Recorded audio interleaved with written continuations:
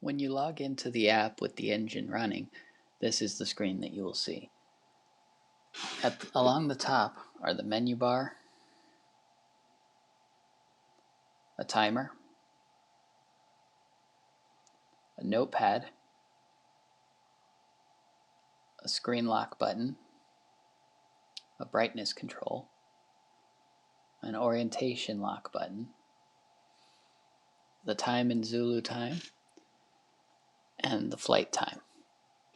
In the center of the screen you have basic flight instruments including ground speed, GPS altitude, vertical speed, and heading.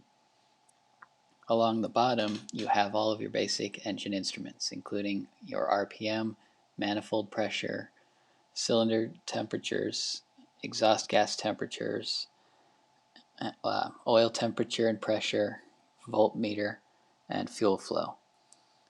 Along the bottom you have other engine gauges.